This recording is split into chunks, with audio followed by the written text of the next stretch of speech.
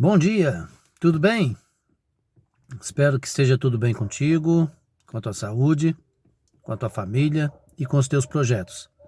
Espero que esteja bem com as tuas finanças e que os desejos do teu coração se realizem em tudo quanto projetar. Passando para desejar um ótimo dia na presença do Senhor, agradecido a Ele por tudo quanto Ele tem sido e por tudo quanto tem feito. Agradecido pela sua infinita bondade, pela sua infinita misericórdia, e por mais uma noite de paz, sono reparadouro e um dia para poder falar dos seus feitos grandiosos e viver os seus feitos grandiosos. Deus é bom o tempo todo Deus é bom, logo o seu cuidado está sempre sobre as nossas vidas. As suas mãos estão estendidas sobre aqueles que o amam. Passando também para deixar o nosso devocional hoje, reparando o altar que está quebrado. Capítulo 18 do livro de 1 Reis, verso 30 diz: Então Elias disse a todo o povo: Chegai-vos a mim. E todo o povo se chegou a ele, e reparou o altar do Senhor que estava quebrado.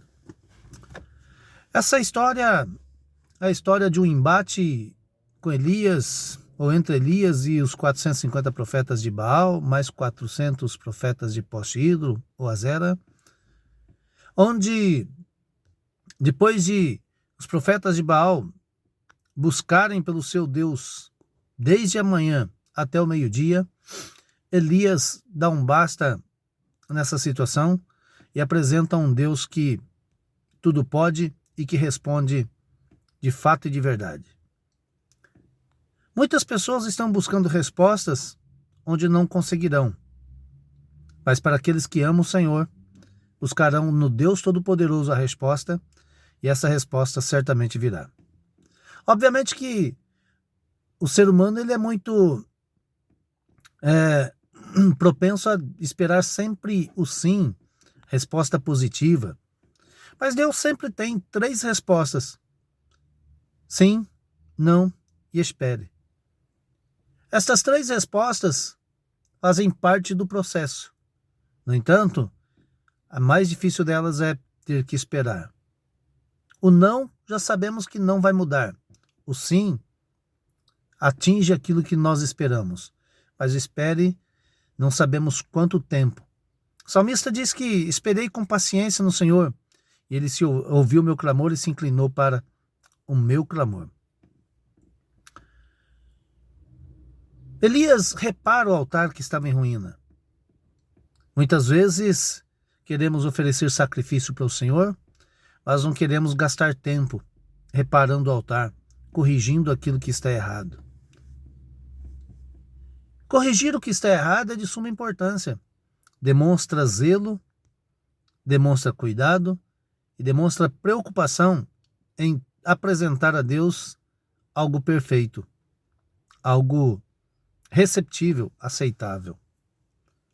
Em tempos onde se deprecia tanto a mensagem da palavra, em tempos onde se prioriza mais os louvores, menos oração, menos pregação do evangelho, ainda há um remanescente. Assim como no contexto diz, quando Deus disse a Elias: eu reservei 7.000 homens que não se prostraram diante de Baal.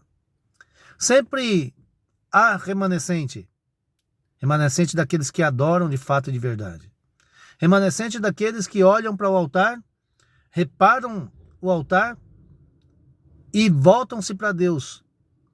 Vale lembrar que um altar em ruínas, um altar quebrado, ele passa pelo processo de alguém que abandonou a visita ao altar, abandonou o sacrifício no altar.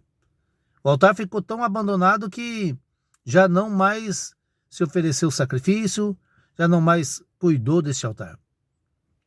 Uma vez que chegamos diante de Deus, reparamos o altar quebrado, certamente o Senhor nosso Deus está pronto para responder com fogo ao clamor daquele que o busca.